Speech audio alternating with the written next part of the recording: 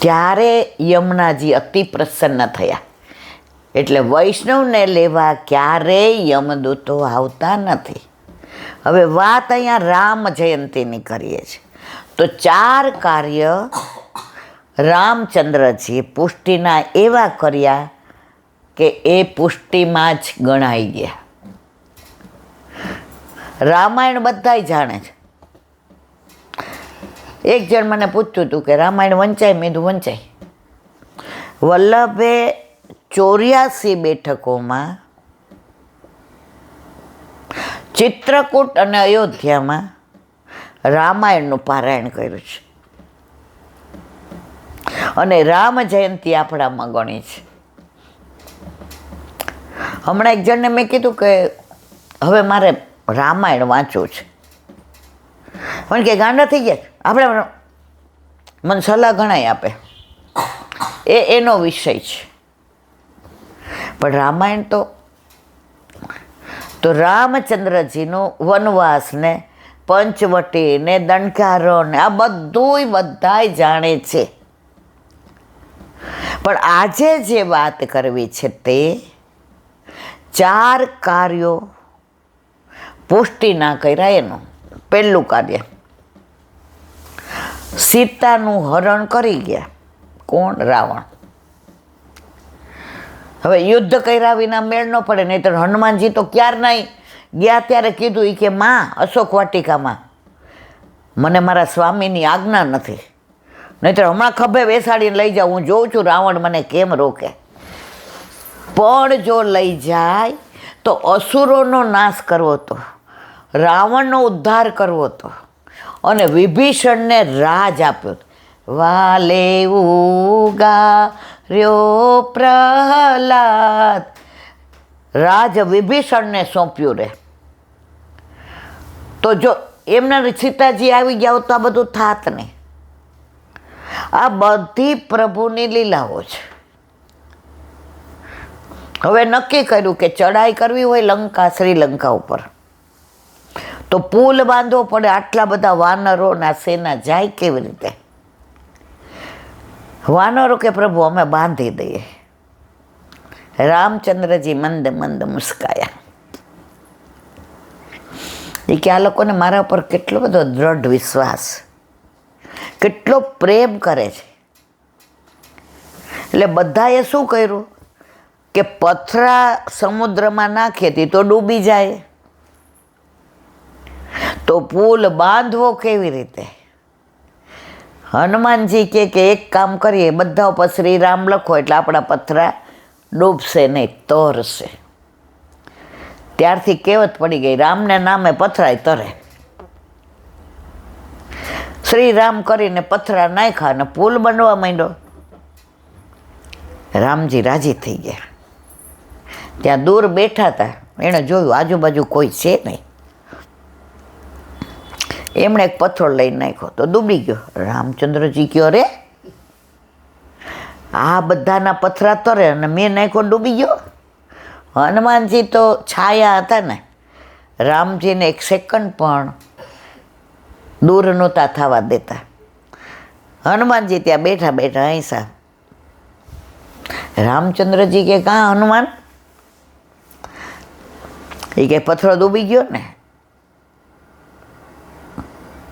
એ કહે તો અમે નાખીએ તો જ તરે, તમે નાખો ડૂબો. એ કે એમ કેમ? પ્રભુ અમે શ્રી રામ લખીએ છીએ અને તમે તમારા હાથથી દૂર નાખો તો જે પ્રભુથી દૂર થાય ને એ ડૂબી જાય. પ્રભુથી પથ્થરો દૂર થયો ડૂબે. એટલે એના માટે ભક્ત બનવું પડે, ભગવાન નો હાલે. રામચંદ્રજી ભેટી પડ્યા. હનુમાન જો મર્યાદામાં હરિદાસ વર્ય કોણ? રામચંદ્રજી ને હનુમાનજી. અને આપણામાં ગિરિરાજી ભક્ત તરીકે પૂજાય અને ભગવાન તરીકે પૂજાય. હવે બધાય સેતુ સરસ બનાવ્યો અને એવો સરસ બની ગયો. એ કે પ્રભુ જુઓ હવે. એ કે સામે આવો પ્રભુ. એટલે અહીંથી જે પુલ બાંધ્યો હતો એ લંકા સુધી બાંધ્યો. એ કે પ્રભુ પધારો. રામચંદ્રજી તો આમ જઈને સામે જોઈને એટલા રાજી થયા. ત્યારે બધાએ કીધું પ્રભુ એક તકલીફ છે. કે શું? આટલા પુલમાં અમે આટલા બધા આવશું કેવી રીતે? રામચંદ્રજીએ દ્રષ્ટિ કરી તો આખા સમુદ્ર પર પુલ બંધાઈ ગયા. તો એક મારા જેવો વાનર હતો એ બોલ્યો, એ કે પહેલાં આવું કર્યું હોત તો મારે મજૂરી ન કરવી પડત ને. હવે આ પુષ્ટિનો જવાબ સાંભળો. ત્યાં રામચંદ્રજીએ જવાબ સરસ આપ્યો. સાંભળ, તમે મહેનત કરીને શ્રી રામ લખીને આ પુલ બાંધ્યો. પુલ બાંધ્યો તો હું સામા કિનારે જઈ શક્યો, તો મારી દ્રષ્ટિ ચારે તરફ ગઈ. તમે પુલ ના બાંધ્યો હોત તો સામા કિનારે અવાત, મારી દ્રષ્ટિ જાત તો આખો પુલ બંધાત. એટલે તમે જ્યાં સેવા કરો છો પુષ્ટિમાં એ સાધન છે, પણ એ ક્યારે ફળ બની જાય ખબર પડે નહીં. તો આ કાર્ય પુષ્ટિનું રામચંદ્રજીએ કર્યું પેલું. બીજું, સબરીના એઠા બોર ખાધા. હવે સબરી તો ભીલ, પ્રભુ ખાય ખરા છતાંય ખાધા. સબરી એવી જ્ઞાતિની હતી જેને અડી જાય કોઈ તોય સ્નાન કરવું પડે. માર્તંડ ઋષિના આશ્રમમાં માર્તંડ ઋષિ સવારે બ્રહ્મ મુહૂર્તમાં ઉઠીને બુહારી કરે ને પાણી છાંટે ને સ્નાન કરવા જાય ને. હવે બહુ લીલા લાંબી છે, પછી બીજું કંઈ થાય ને એટલે ખાલી અનુસંધાન કરું છું. સબરીએ વિચાર કર્યો કે આ કાર્ય હું કરું તો માર્તંડ ઋષિ એટલી ભક્તિ વધુ કરી શકે, એટલા જાપ વધુ કરી શકે, એટલું ભગવાનનું ધ્યાન વધુ કરી શકે.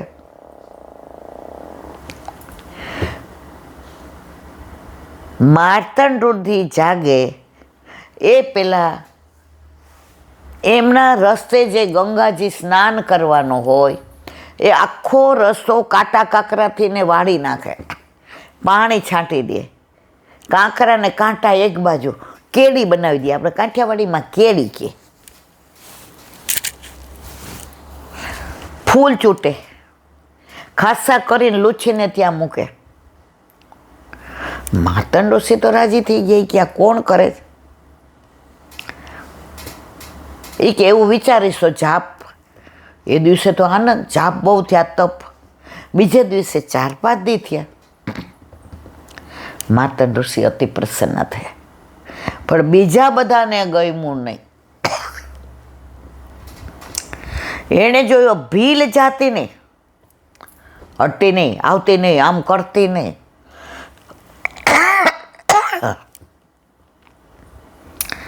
ના કહેવાના શબ્દો કયા. તો જ્યાં લોકો જળ ભરવા જતા હતા ઋષિ, ત્યાં પાણી બધું લાલ લાલ થઈ ગયું, લોહી જેવું. કારણ કે દુઃખી કોને કરી? સબરીને. પ્રભુને ગમ્યું નહીં. હવે માર્તંડ ઋષિ સબરીને ઓળખી ગયા હતા.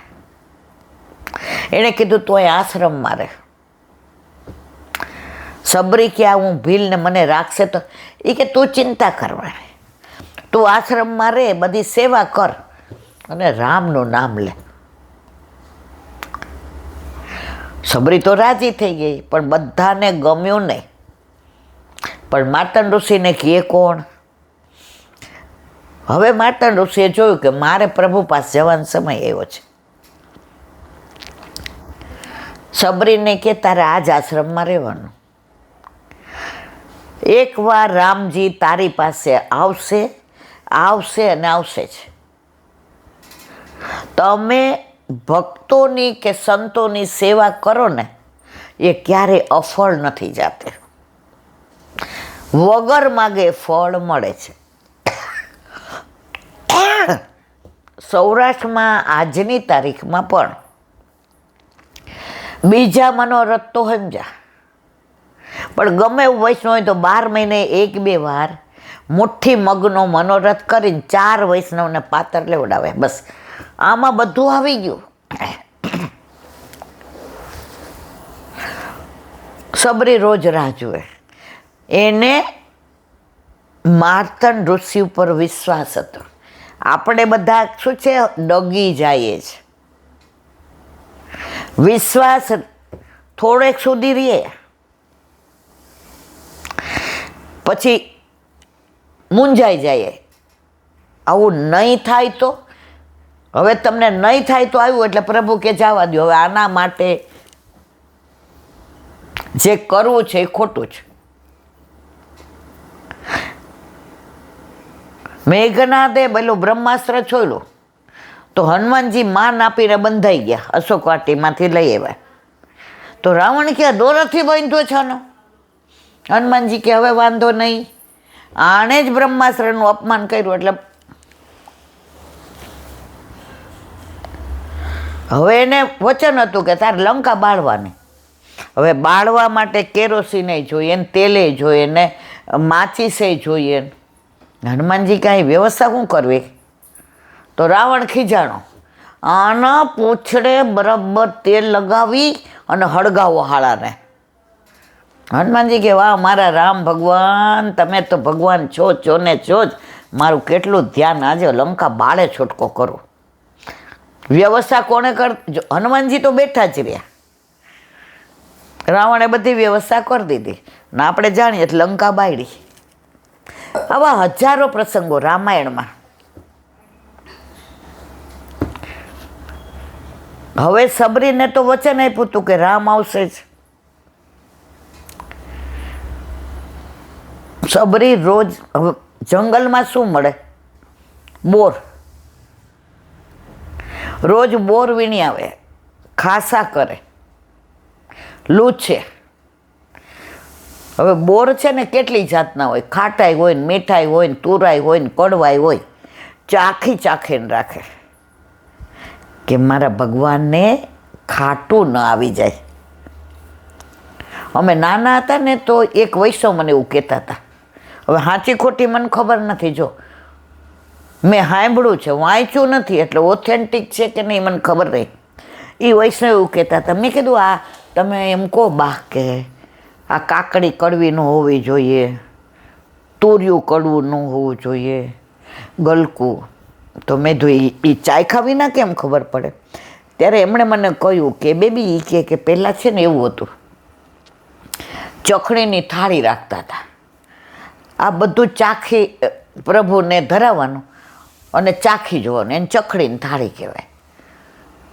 હવે એ કે બધા ખરું કરે. એટલે મેં કીધું ખબર નહોતી, કારણ કે ભણવાને બીજા સિવાય આપણને ત્યારે એને કીધું ખરું કરું એટલે માનો કાકડી તમે સેજ ચાખી તો પછી તમારે થૂકી નાખવાની, કડવી હોય કે મીઠી, ગળે નહીં જવા દેવા અને બરાબર કોગળા કરવાના. એટલે પ્રભુના તત્સુખનો વિચાર. એટલે સબરીએ પણ અહીંયા બધા બોર ચાખીને રોજ ઢગલો કરે. આજે કદાચ રામચંદ્રજી આવે, આજ મારા ભગવાન આવે તો. માર્તંડ ઋષિએ જે વચન આપ્યું હતું એના પર પૂરો વિશ્વાસ. એમ કરતાં કરતાં બધા કહેવા મહિના તો ગાંડી છે, આમ છે તેમ. રામચંદ્રજી આવ્યા, આ બધી લીલાઓ એવી છે ને કે સવાર સુધી હાલે, પણ આપણી પાસે સમય નથી એટલો. રામચંદ્રજી આવ્યા એટલે બધા ઋષિઓ તો રાજી થઈ ગયા. પેલા મારા આશ્રમમાં આવશમાં, કોઈના આશ્રમમાં ન ગયા. પેલા ચરણ ક્યાં ધડ્યા? ઉઘાડા ચરણે 14 વર્ષ વનમાં. સબરીને ત્યાં આવ્યા. રામ, લક્ષ્મણ, જાનકી. સબરી તો આમ મારી ઝોપડી કે ભાગ ખુલ જાયેંગે, રામ આયેંગે, राम आएंगे आएंगे राम आएंगे, मेरी झोपड़े के बाग खुल जाएंगे. रोज गाय रामजी पधार्या. ઓહો, એ ઉમળકો ને એ આનંદ ને એ ઉત્સાહ ને સબરી આમ વિચાર કરે કે એ પ્રભુ પધાર્યા છે. રામ બિરાજા અને સબરી એ ઓલા ચાખેલા બોર. લક્ષ્મણને ન ગયું, શેષનો અવતાર ને એ અમારા ભૈયા સબરીનો છું ભીલનો એટલું. રામજી આમ તીરછું હૈસા કે આ કેટલા વખતથી મારી રાહ છે. આના એઠા બોર જ ખવાય, ચોખા ન ખવાય. અને ઓલા ઠળિયા નાખી દીધા તો એવી લોકવાયકા છે કે એ ઠળિયા વનસ્પતિ બન્યા. કારણ કે રામે મોઢામાં નાખીને બહાર નહીં, અને એ ઠળિયાની વનસ્પતિ જ્યારે મેઘનાદના તીર દ્વારા લક્ષ્મણજી બેભાન થયા અને કીધું કે સૂર્ય આથમે પહેલાં તમે લઈ આવો આ ઔષધિ, તો એ ઔષધિ આ જેના માટે લક્ષ્મણ મોઢું બગાડ્યું હતું એની જે ઔષધિ એના પહેલાંમાં કામ આવી. અને રામજી સબરીના એઠા બોર આરોગ્ય. હવે ઓલું અનુસંધાન કે બધા ઋષિઓને એમ થયું કે અરે અમે તો આને બોલાવતા નહોતા, આને તુચ્છ ગણતા હતા. પણ ભગવાન જ્યાં જાય ને પછી બધાના વાલા થઈ જાય. નિષ્કંચન હોય કે મેલવાળો હોય, જેના ઘરે ઠાકોરજી હોય ને ત્યાં વૈષ્ણવ જાય ને જાય જ. પછી પૂછે નહીં તમે કેવા છો, તમે વૈષ્ણવ છો ને એ જ તમારી આઈડેન્ટિટી છે. હવે બધા રામચંદ્રજીને મળવા ક્યાંય માં સબરીને ત્યાં, જે સબરીને ગાળો દેતા હતા, જે સબરીને ગમે એમ બોલતા હતા, પણ માર્તંડ ઋષિના વચન ઉપર, ગુરુના વચન ઉપર સબરીને પૂર્ણ વિશ્વાસ હતો. બધાએ આવીને કીધું